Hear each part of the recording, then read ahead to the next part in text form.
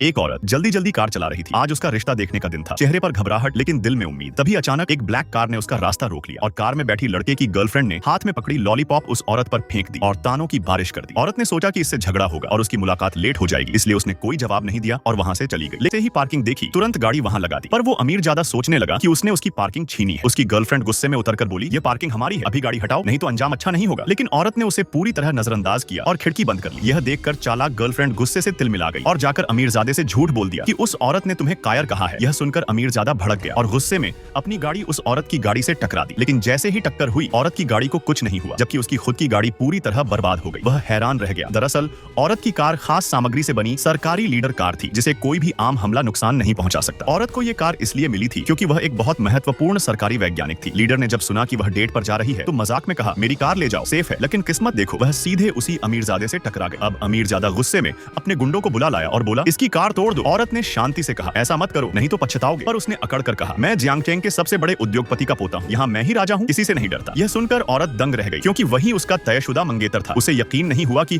उसका मंगेतर इतना घमंडी और नालायक निकला। वह बहुत निराश हुई, लेकिन उसने अपनी पहचान नहीं बताई। उसने बस कहा, तुम्हें नहीं पता तुम क्या कर रहे हो, अगर ये कार खराब हुई तो तुम भर नहीं पाओगे। अमीरजादा बोला, कितना भी लगे मैं भर दूंगा। औरत बोली, कम से कम 1 करोड़ लगेंगे। वह बोला, कोई बात नहीं। यह सुनकर औरत ने तुरंत फोन उठाया और उसके दादा यानी शहर के सबसे बड़े उद्योगपति को कॉल कर दिया। उन्हें बताया कि आपकी कार तोड़ दी गई है। वह दादा बहुत चिंतित हो गए क्योंकि सरकार ने उनसे कहा था कि इस औरत का खास ख्याल रखना है। इसी बीच अमीरजादे की गर्लफ्रेंड ने फोन छीना और दादा को ही गालियां देने लगी। दादा ये सुनकर भड़क गए। उन्हें डर था कि अगर इस औरत के साथ कुछ हुआ तो ऊपर से बड़ी मुसीबत आ जाएगी। इसलिए उन्होंने तुरंत सरकार को फोन किया और कहा, महत्वपूर्ण वैज्ञानिक पर हमला हुआ है। लीडर ने यह सुनकर फौरन अपनी टीम भेज दी उसे बचाने के लिए। और उधर अमीरजादा अपनी हरकतों में और भी बढ़ता जा रहा था।